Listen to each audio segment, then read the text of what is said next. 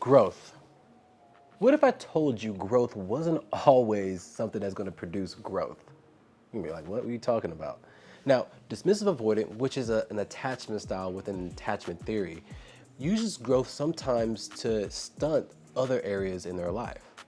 But we'll talk more about that after I tell you about my channel. This is Joshua Ward with Z Changed Me, and we have a slew of different topics. We talk about relationships, we talk about being a parent. I'm a single dad, take care of my daughter full time, but also looking at personal growth in attachment theory. And I'm saving the best for last because attachment theory, I believe, can help so many different individuals. And I'm using these topics and comparing them to attachment theory to be able to add a value to everybody. Now, what is attachment theory? Now, attachment theory has to do with you have a caregiver and you have a child. And this caregiver and child has a unique relationship because that child doesn't really know anything. It's a blank slate. Everything that child learns is basically given from that caregiver. And so they learn how to communicate, how to handle their emotions, how to interact with other people. And they're learning these things from that caregiver. And if, depending on the parenting style of that caregiver, it can produce 4 different areas. You have a secure individual and you have 3 insecure individuals: dismissive avoidant, anxious preoccupied, and fearful avoidant.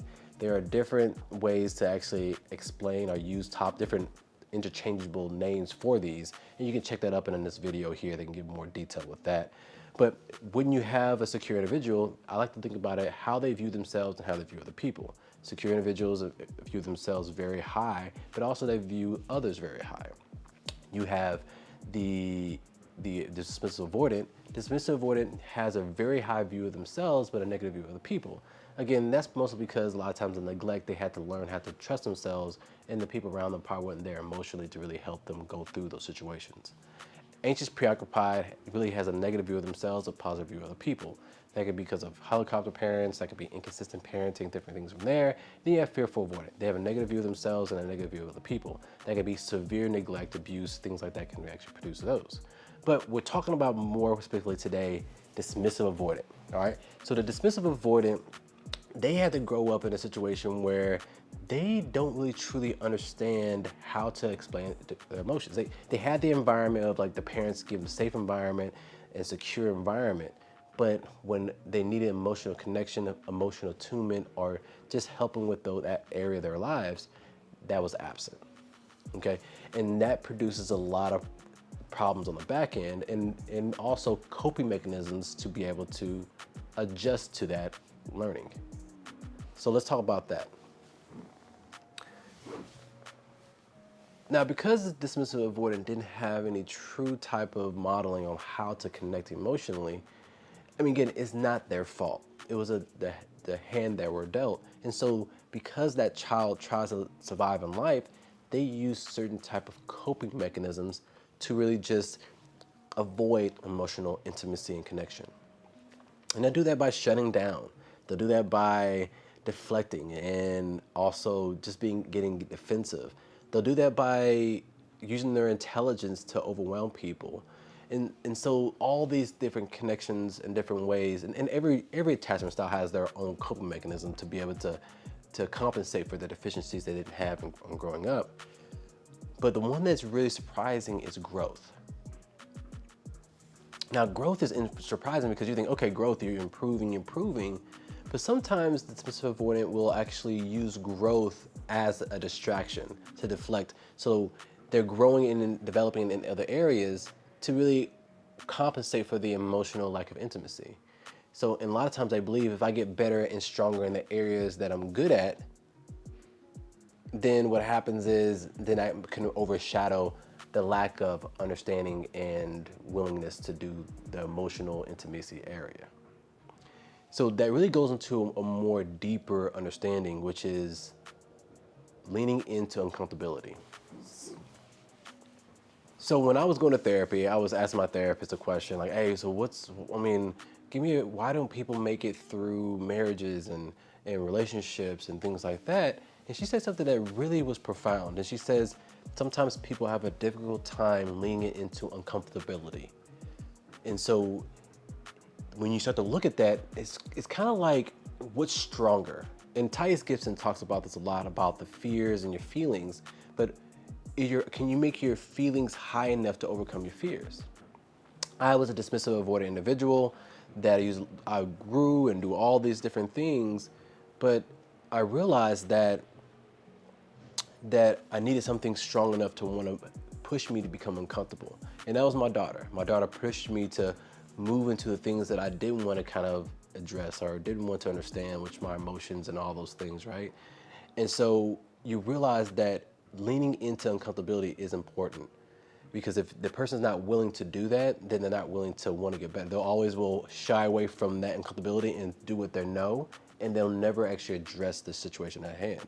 So there needs to be something positive bigger on their end to be able to overcome those things.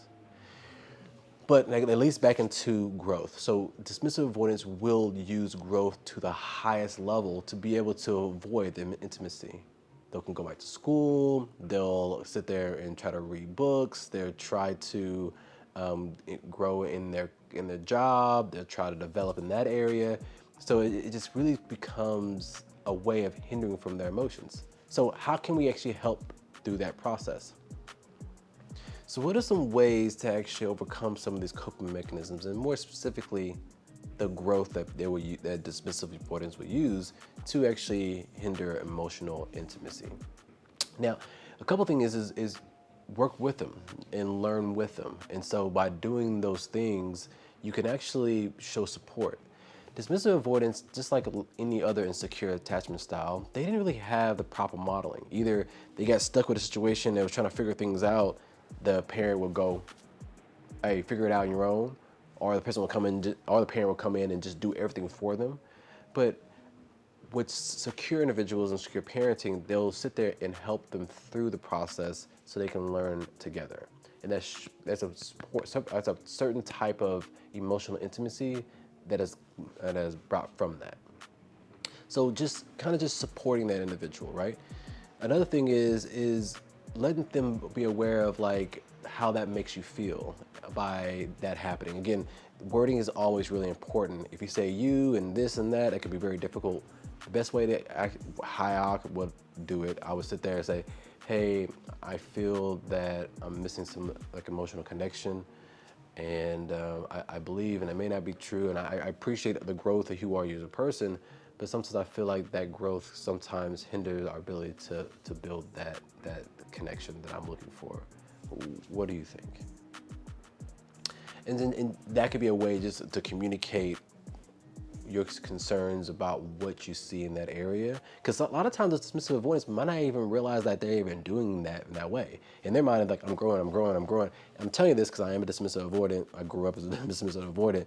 I'm growing, so I'm doing better, but you don't realize that sometimes maybe you might be hindering other aspects in your life by just growing, right? So they need to kind of get brought back to reality in some form or fashion.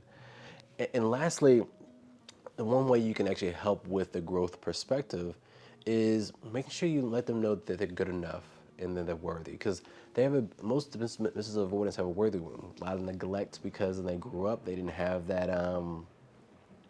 that emotional security and reassurance for themselves. So they kind of have to build that for themselves. And the way they build it for themselves, they look for accolades. And so basically getting from the community to make them feel good about themselves.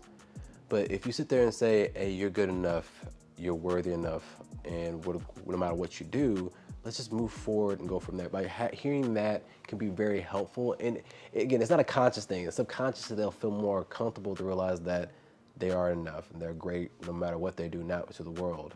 And they should be doing things out to the world just to better society instead of trying to truly get that joy and worthiness from themselves. So, final thoughts, guys. I know dismissive avoidance, first, like and subscribe, please. Let me know if you like and subscribe. But dismissive avoidance do get a bad rap. They get a bad, because of how they work in society of like this, like being deflective and also shutting down and trying to avoid areas without really avoiding areas. It can look really bad, but really and truly when you understand, they just was dealt a certain hand and their coping mechanisms are trying to make them survive. And coping mechanisms can change as long as you have the right person supporting that individual and moving forward. Being patient, understanding, and realize that the needle, when you move it forward, it's gonna move back. You move forward 3, it's gonna move back 1. Move forward 5, it's gonna move back 2. and understanding that it's going to take time for that person to feel secure and stable in that relationship. So again, if you have any questions, comments, please put it down below, and looking forward to doing more videos like this in the future for you. And yes, good luck.